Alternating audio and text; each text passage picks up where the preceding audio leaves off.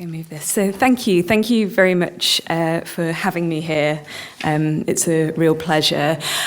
So just to say a bit about what I'm going to be speaking around, this idea of uterine audiophilia and uterine sound systems. This is a new research project that's kind of emerging at the moment for me. I'm in sort of very early stages, thinking the relationship between sonic reproduction and social reproduction and reproductive labour and sexual reproduction, and using the idea of reproduction to kind of join these things together.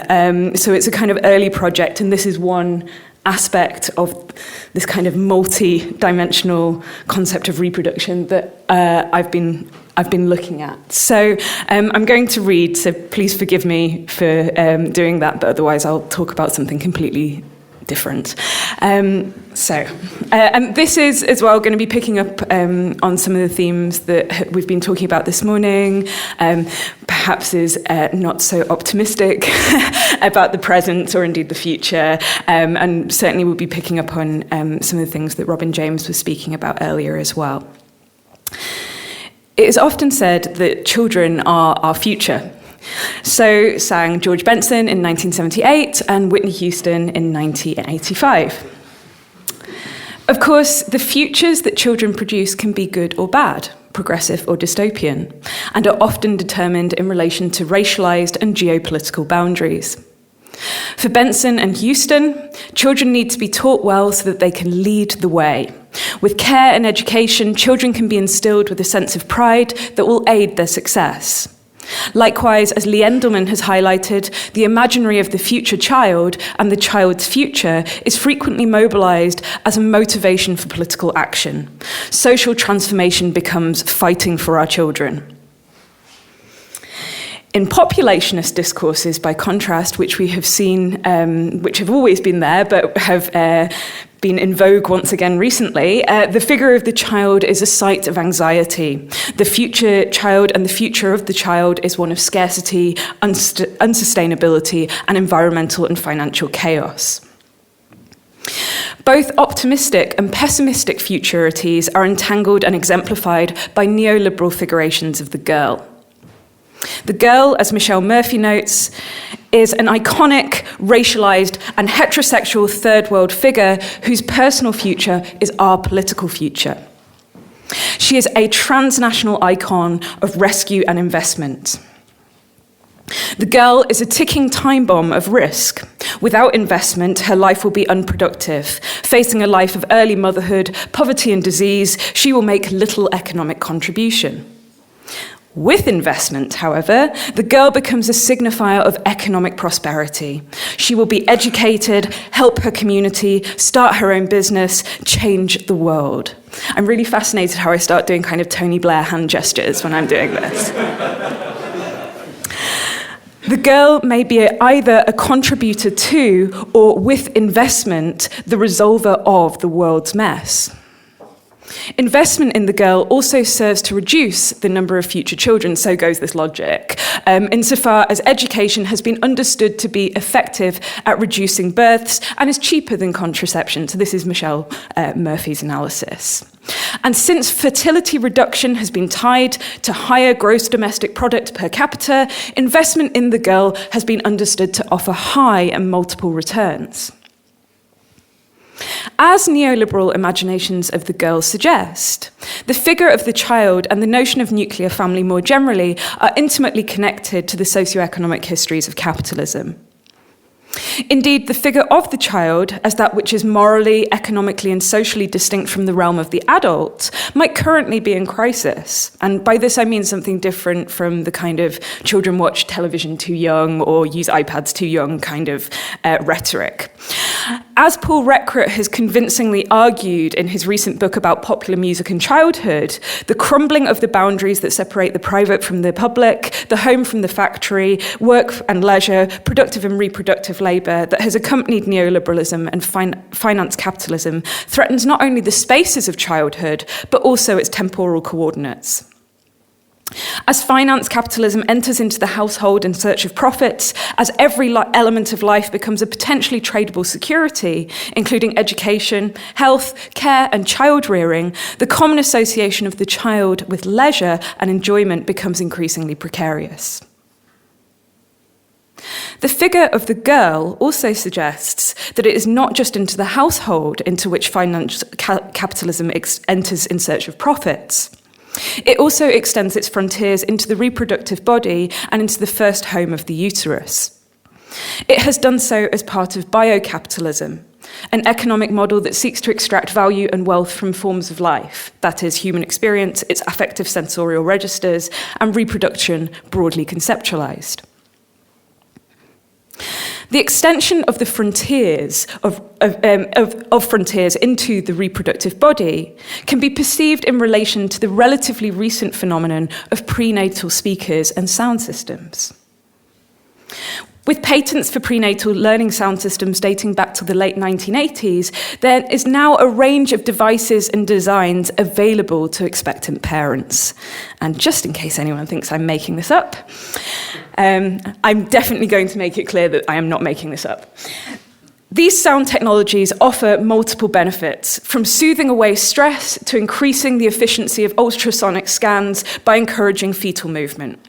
However, one common point of emphasis is their capacity to accelerate learning, and I'm using this in kind of scare quotes, everything goes in scare quotes, learning through sonic stimulus, namely music and vocal sounds. This is reflected in the naming and advertising materials of a number of devices. Of particular interest to me, for the purposes of this paper, is the Babypod speaker system. That was what was pictured before, which, as I shall discuss in more detail shortly, claims to stimulate vocalization in utero. In addition, there is, amongst numerous others, the Genius Baby device, which is said to be born of the most recent research into neurology and eugenics, and claims to help development of the fetal brain, as well as musical literacy and language skills. There is also the Baby Plus prenatal education system, which you can see behind me here, which describes your womb as the perfect classroom. Through playing rhythmic natural sounds, the sounds are described as akin to a heartbeat. During pregnancy via a belt speaker system, it is claimed that Baby Plus babies develop better sleeping patterns, an increased capacity to self-soothe, and are more relaxed, alert, and interactive. While in later life, Baby Plus children achieve earlier developmental milestones, improved school readiness, enhanced intellectual abilities, and greater creativity. And again, just so you don't think I am making this up, I have the advert for you.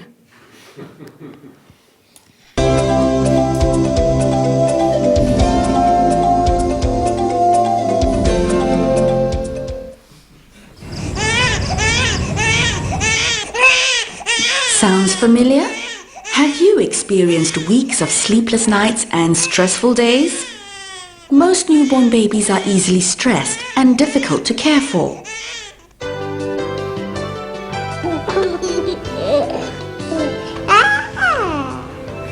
Notice the difference?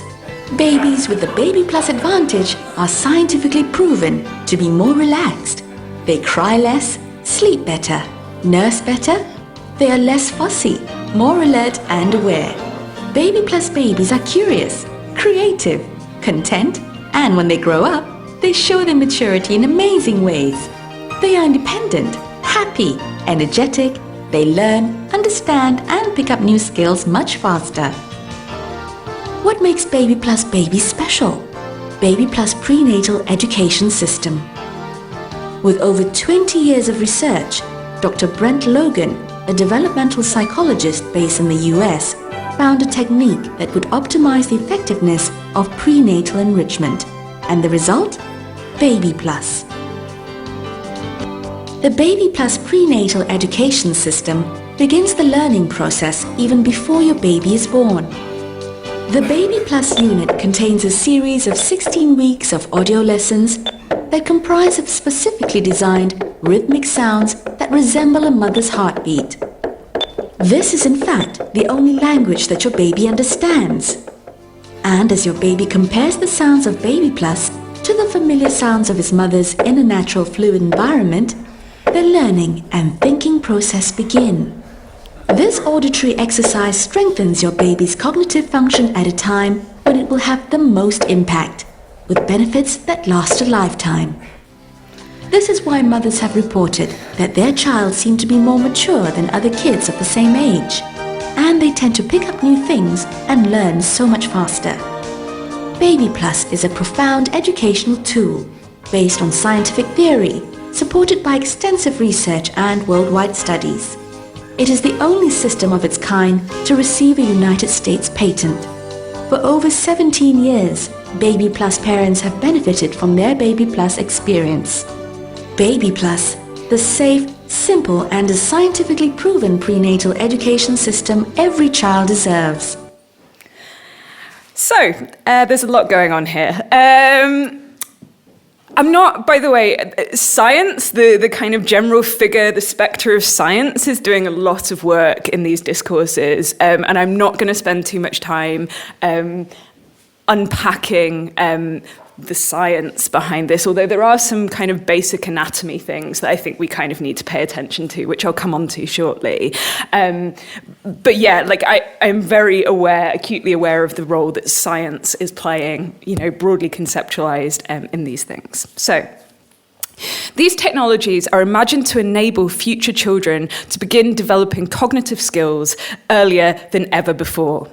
The website The Pregnancy Zone, for example, asserts under the subheading, "Because your baby deserves the best chance of success," that uterine sound systems give your baby the advantage he or she needs by helping them learn even before they're born. In other words, these devices via sound enable investment in the infant prior to birth. In light of my opening discussion, it is important to recognise that there are important metaphysical and ethical questions that should prevent the straightforward conflation of fetal life with the figure of the child. Nonetheless, as shall be demonstrated, many uterine sound systems and the discourses that surround them conflate not only the fetus with the infant, but the preborn child with the future adult. Thus, just as the separation of the leisure of childhood and the responsibility of adulthood is under threat, so too is the separation between prenatal and postnatal development. Indeed, the advantage in the pregnancy zone description is instructive. What precisely are unborn infants gaining an advantage over? The implication, it would seem, is that in a hyper-individualist society of winners and losers, it is never too early to prepare for a competitive future. As a medium frequently celebrated for its purported capacity to traverse physical and cultural boundaries, music might be understood as a desirable technology in the aforementioned extension of market frontiers into the domestic and the biological sphere. In this regard, prenatal speakers raise important questions for musicologists and sound studies scholars about sonic mediation and the auditory politics of the future. In this paper, I examine the phenomenon of uterine sound systems as emerging technologies of sonic and social reproduction, asking what kinds of listening subjects these devices seek to produce. And again, listening subjects and listening is going to go in a lot of scare quotes. Here, paying particular attention to the intravaginal speaker system Babypod, I suggest that the ways in which uterine sound systems and the discourses that surround them conceptualize the relationship between listening fetus and pregnant body reproduces the connections between notions of femininity and sonic mediation. The medium has often been directly and indirectly conceptualized in relation to historical imaginations of the feminine and feminized reproductive labor. It is a facilitator, container, carrier, awaiting inscription.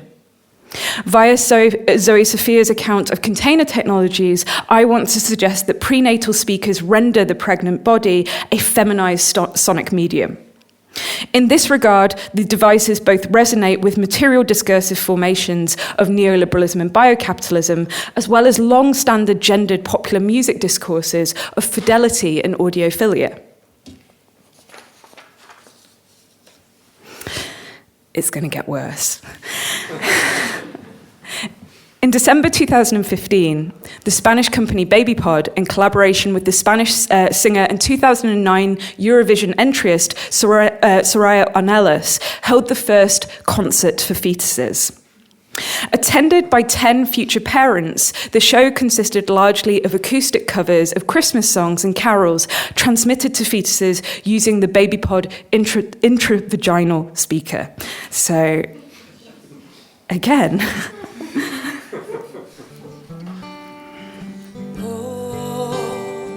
This carol is included in a very special concert by Soraya to welcome Christmas that a group of mothers and their future babies were able to attend.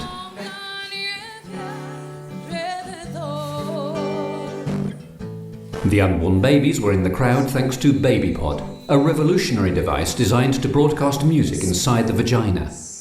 This is the first concert for fetuses ever made in the world. Today, in this vaginal concert, for the first time, the fetuses have had the opportunity to quit the soundproof environment they live and listen to Christmas songs. Babypod is the result of a Spanish study which proved that a fetus can respond to musical stimulus by moving the mouth. In addition to stimulating the embryo's development, the device is useful in different ways. Gynecologists were used to see the fetus as a passive subject, but now, with Babypod, we have seen that we can wake them up and reduce the sessions shorter to complete by inducing fetal movements. We are all excited about the potential of Babypod on the screening of fetal deafness and on early neurological stimulation. For the mothers, this show was a whole new experience that allowed them to feel and share the songs with their unborn babies. Well, actually, it was the first time I experienced something like that. It was really amazing. It was unique. Soraya, the singer, undoubtedly won't forget this show. I've never been performing for such a young audience, so for me it's been a very special show. Christmas is coming, the mummies, they were ready, they were really excited to see what happened with their babies inside. I'm coming as an artist, but I'm coming also because on behalf of a future mummy, because one day I would like to have a baby too, so it's a great opportunity just to see what is happening with the therapy of the music. And it's been a very special day, a very special show. One of these days that I'm going to mark into my timetable, my calendar. So, very special. Babypod is safe and easy to use. It is placed like a tampon and connects to the smartphone. It is a revolution in gynecology. Again, there is a lot going on here. With the tagline, "Music is life," and costing just under $150, Babypod claims to stimulate vocalization in babies before birth, helping to develop their communication skills in the womb.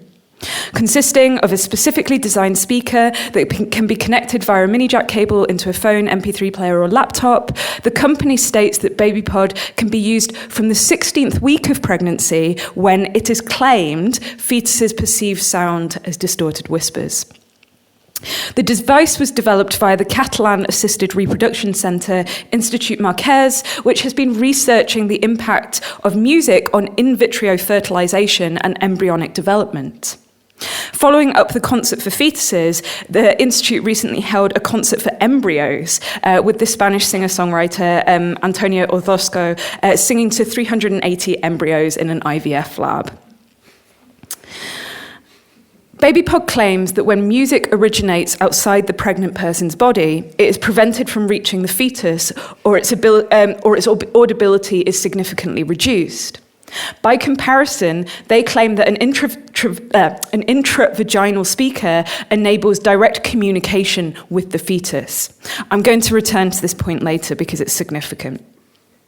When the fetus is played music, it is said to respond with tongue and mouth movements.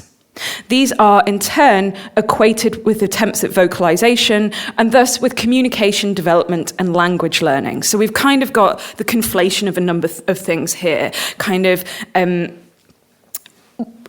mouth responses to sonic stimulus are conflated with an attempt to communicate, and that attempt to communicate is conflated with learning. These are, in turn, Babypod claims music stimulates major brain structures in human beings. Therefore, paediatricians recommend that children grow up in environments with many stimuli, including music. What if you could start now? Thanks to Babypod, children can begin to enjoy the pleasure of music before birth. As this description exemplifies, the marketing materials of Babypod and uterine sound systems more generally tend to resonate with pop psychology assertions about the power of music. For example, the Institut Marquez asserts in its frequently asked questions about fetal listening, music modulates attention and memory mechanisms. We know that it is easier to learn multiplication tables with music or remember them through the words of a song. Likewise, they describe music as the most ancestral form of communication. The first language was music, even before spoken language. It is the greatest stimulus we have for communication. The idea that certain types of music might benefit infants is, of course, not particularly new, and as devices such as Babypod suggest, remains compelling. Advocates of the notorious Mozart effect have long suggested playing classical music to infants and children in the hope of making them more focused, attentive, efficient in their learning, as is claimed by the wonderful Mozart for Babies app. So these ideas are not particularly new. And I don't know if people can see this, but indeed it's notable that Babypod list Mozart's Serenata K525 as the most effective in activating tongue and mouth movement. Babypod claims that they have tested fetal responses to a number of sounds and musical samples via a collaboration with Universal Music. Stimulation is measured in accordance with the number of fetuses that move their mouths and tongues in response to music. In addition to Mozart, classical pieces by Bach, Vivaldi, Radetzky are also listed as particularly effective at stimulating fetuses. Yet, since this is about the future sound of pop music, yet the selection of sonic stimulus is more heterogeneous than a straightforward comparison to the Mozart effect products might suggest. For one, Babypod, the Babypod playlist that you can see behind me includes a number of popular music tracks. Indeed, Babypod selections might be described as post-generic. Of course, post-generic does not mean Babypod lists include all musics. Robin James has suggested, apropos of the political connections between notions of post-identity and post-genre, some types of mixing are seen as preferable to others. The music selections in Babypod's playlists remain Eurocentric, predominantly tonal and melodic. Also listed as particularly effective is Queen's Bohemian Rhapsody, an a cappella version of Adele's Someone Like You. The Babypod Spotify playlist, meanwhile, which users can sign up to, contains the theme from Harry's Game, Too Much Heaven by the Bee Gees, and perhaps I was surprised to see this here, the Village People's YMCA. The Babypod website claims that these are the songs that promote fetal development, according to gynecologists at the Institut Marquez. Uterine sound systems and the discourses that surround them can be thought of as embodying neoliberal notions of self-management, though as I shall discuss further momentarily, what precisely is the self here is questionable. Indeed, as scholars such as Tia Denora and Anahi Kasabian have shown, music has come to frequently function as a technology through which the self is regulated, with, for example, numerous self-help and self-improvement playlists available. More generally, these technologies might be understood as part of a lineage stemming from the early 20th century convergences of psychology and music. Some of the roots of these contemporary practices can be identified in early experimentations with mood music, which sought to rationalize and instrumentalize the affects and effects of musical stimuli, not only within the tailorist workplace, but also within the home. I'm thinking here of some of the work that's been done around Thomas Edison's sponsored research into the affective power of music, which asserted music's capacity to alleviate women's loneliness, revive the exhaustion of housework, or soothe the nerves of a fraught shopping experience. In addition, Given their proximity to this is the bit where everyone stops laughing, by the way. In addition, given the proximity to assisted reproduction and IVF and biocapitalism more generally, it might be asked, to what extent do sound technologies such as Babypod resonate with eugenicist thinking, particularly what has come to be referred to as so-called new consumer or liberal eugenics of the egg donor and surrogacy market. This would not be the first time that the histories of eugenics and music have intersected.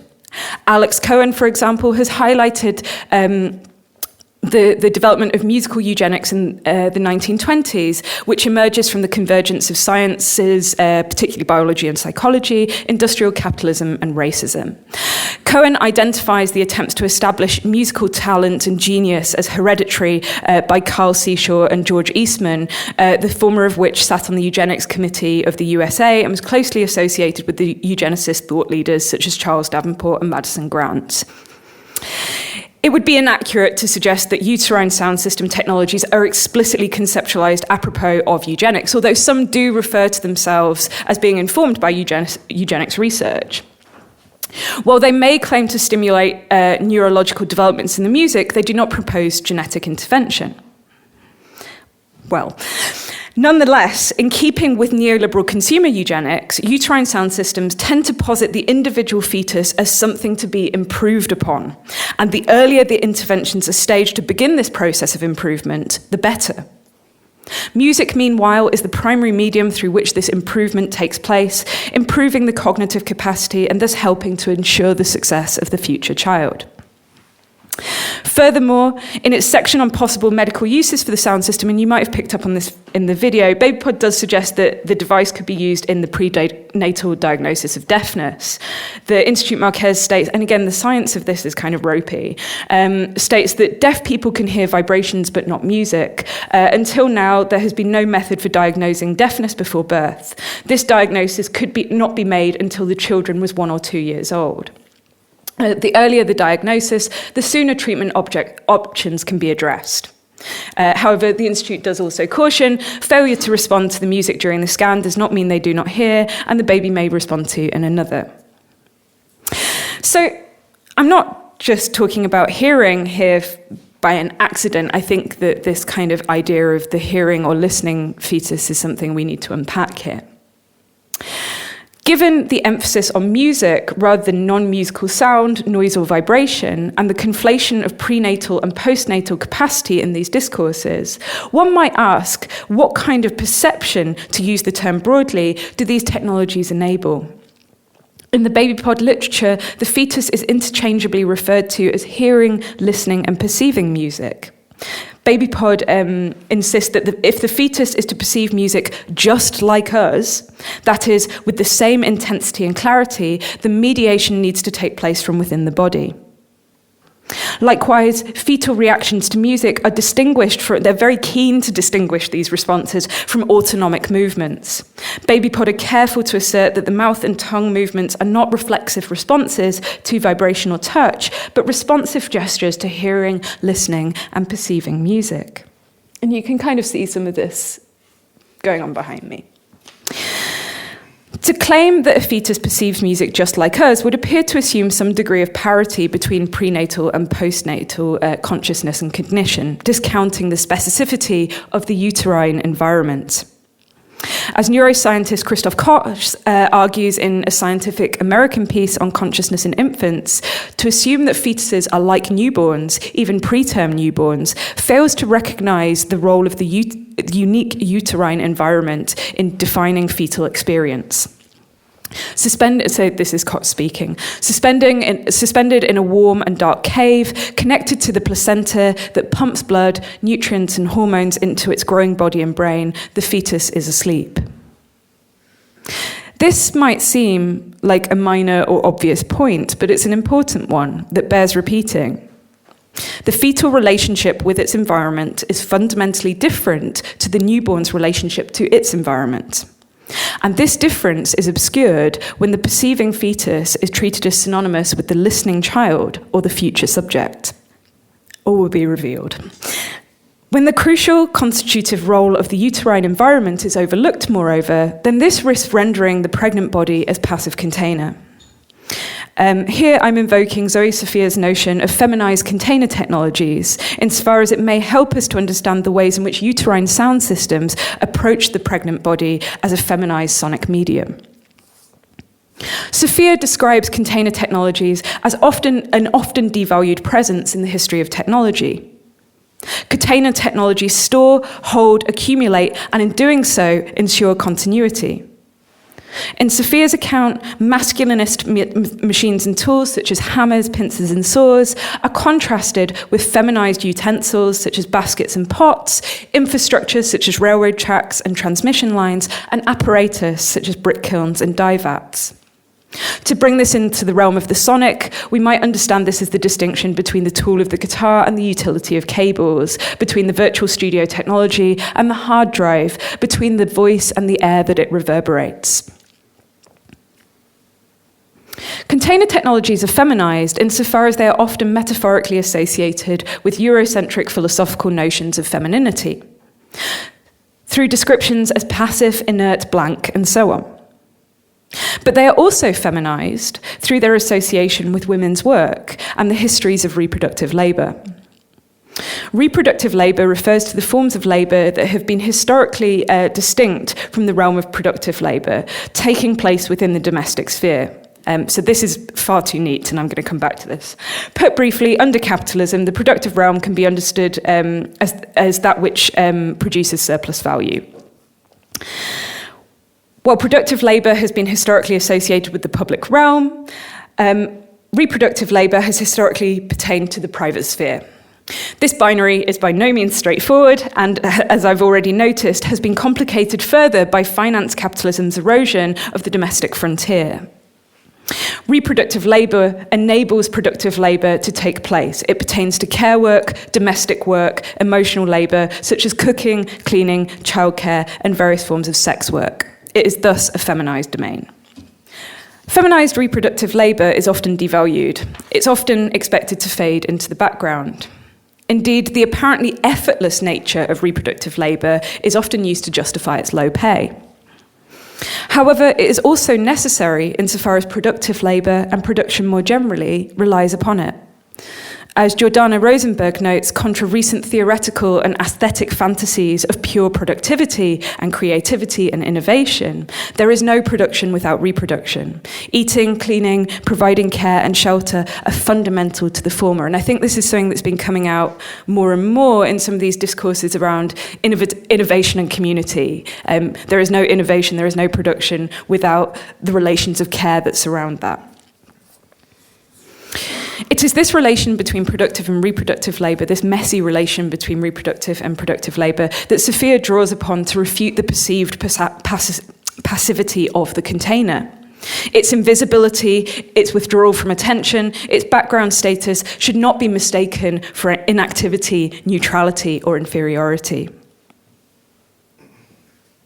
Though pregnancy might be considered one form of containment and the uterus might be thought of as one form of container technology, it's a storage facility, a stable environment, or certainly this is how it's framed.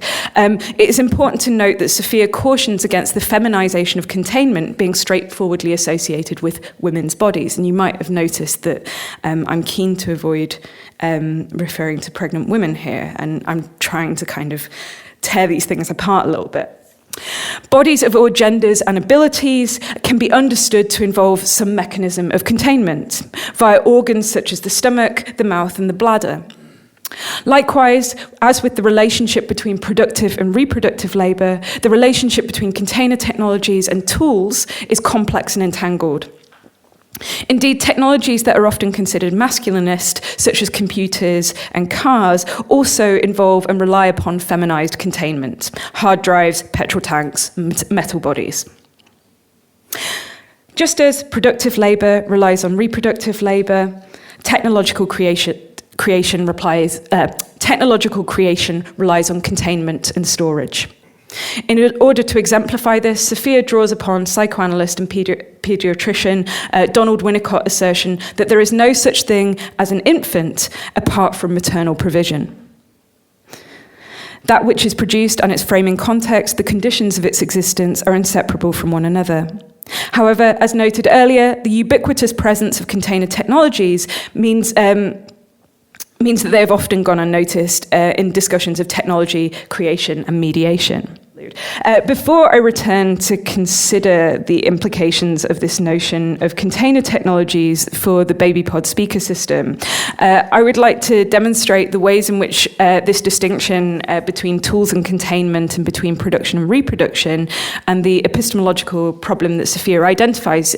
She's talking about how do you pay attention to that which is not meant to be noticed? How do you pay attention to those devices, those technologies, those mediums that are not meant to be drawn to attention?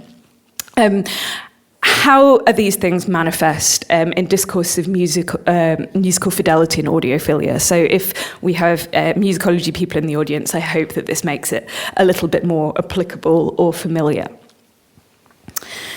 Music is often discussed in a manner that makes it appear mediumless. Content, instrumentation, lyrics, timbral attributes, rhythmic and melodic formations tend to overshadow the material means of storage, containment, and reproduction. The material means are what we might call the medium. The medium, as I'm going to understand it here, refers to that which carries, frames, and shapes sound. It enables not only the reproduction, but the production of sound. However, though it is often treated as such, the medium is not simply passive. The capacities and affordances of the medium means that it does something. And in information theory, noise is what marks the activity of the medium. In this regard, the best, that is, the most accurate, the most efficient, the most transparent medium would be no medium. That is, content without containment, pure productivity without reproduction, pure innovation without care. This focus on content over medium and the dream of mediumless and therefore noiseless sound are traceable in long-standing realist ideologies that underline the histories and discourses of sound, reproduction, and recording. Audiophilic realist discourses tend to imagine the recorded sound as copy or documentation of live events. However, the medium will inevitably leave its noisy imprint on sonic content. For the audiophile, the best medium would be no medium. As this is a material impossibility, the best sound technologies are those that reproduce the live event with little discernible change. They pay fidelity to the original sound, or more accurately, the imagined original sound. As Aidan Evans notes, the audiophile trains his ears to sort out the true sound of the violin from the artifacts introduced by the recording and the playback process. Audiophiles are the self-appointed guardians of fidelity. For the audiophile, the sole criteria, so this is Evans again, the sole criterion for judging recorded music is the extent to which it sounds like live music, that is, the real thing. High-fidelity recordings and playback are those in which the medium's noisy presence remains unnoticeable, where low fidelity refers to the ways in which the medium draws attention to itself. As Evans highlights, audiophile discourse is masculinist. Its history is indebted to the musical activities, practices, and perspectives of largely white, male, and often wealthy listeners. In masculinist audiophile discourse, moreover, the containing and sustaining medium is feminized through metaphorical associations. It is frequently imagined as passive, receptive, empty, awaiting inscription and control. In this regard, audiophile discourse tends to often repeats the Eurocentric dualisms that tend to organize the relationships between masculinity, femininity, reproduction, and production. So why am I talking about a discourse that we might all assume to be dead? From the perspective of a sonic realist discourse and to the ear of the audiophile, the best mediation would be no mediation, the best medium would be no medium, there would be no distinction between original and copy. Consequently, sonic media are tasked with creating the illusion of their own invisibility, to be as if they were not there. The superior medium fades into the background through the minimization of its noisy imprint, an illusion of absence is generated. Consequently, as Mark Katz notes, realist discourse tends to fail to recognize that recorded sound is mediated sound, and this mediation has led users to adapt their musical practices and habits in a variety of ways. In hearing the medium as a mirror or a blank canvas that awaits filling, realist audiophile discourses fail to recognize what it is the medium does. Its generative and affective role is devalued and ignored. It is not only recorded sound, however, that is mediated. When we think of sonic mediums, we often think of records, CDs, and tapes, even computers, cables, and hard drives. Yet live sound is also mediated sound. Water, air, and even uteruses can be sonic mediums. To return to my question of what kind of listener do uterine sound systems aim to produce, and bearing in mind the connections between sonic ideologies of realism and fidelity, container technologies, and production and reproduction, I want to suggest that we can identify a uterine audiophilia in relation to the design and rationale of Babypod. As this wild image helpfully illustrated, as feminists such as Luce Irigaray, Simone de Beauvoir, Sara Ahmed, and Tara Rogers have highlighted, pregnant people are often reduced to their capacity for maternal provision, to act as containing medium. Indeed, implicit in Babypod's marketing materials is the notion that the audible presence of the pregnant body, the containing medium, should be minimized to enable the fetus to have an enhanced listening experience. As I noted in the introduction, Babypod is by no means the first prenatal sound system. Other prenatal sound systems are available that you may go out and purchase, should you so require, that make use of abdominal speakers. However, Babypod claims that its vaginal speakers differ from others insofar as it enables the fetus to have a more direct and thus enhanced listening experience. They state, quote, "We have discovered how to allow your baby to hear like us in such a way that they will perceive sound effectively in terms of intensity and free from distortions. A fetus responds to music transmitted intravaginally by moving their mouth and tongue as if they were trying to speak or sing. We can now communicate with the fetus. For the first time, we have elicited the fetus to make a specific movement."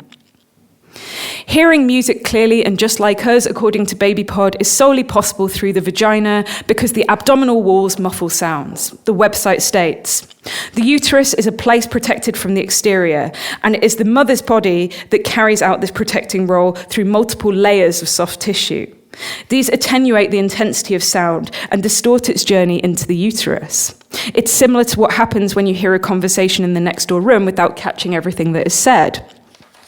By contrast, by placing a speaker inside the vagina, we overcome the barrier formed by the abdominal wall, and the baby can hear sounds with almost as much intensity and clarity as when emitted. If the sound is generated at the level of the mother's abdomen using headphones, for example, part of the sound is scattered in the environment and part is absorbed by the layers of soft tissue, the abdominal wall and the uterus, so the baby will hear just a murmur, similar to what happens when placing a pillow over a loudspeaker. In other words, and pertinent for what I have been discussing, Babypod considers itself superior to its competitors since it minimizes the noisy presence of the containing medium, that is, the pregnant person's body.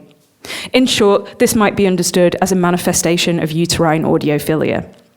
As Sophia and Winnicott note, there is no infant without maternal provision.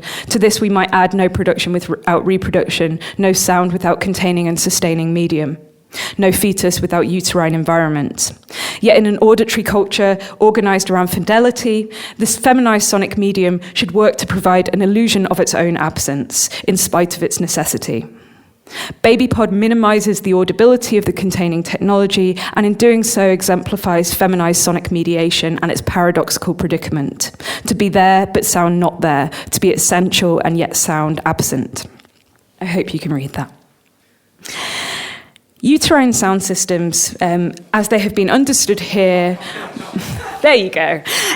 Uterine sound systems, as they've been understood here, mark a particular intersection of music, fidelity discourse, and biocapitalism.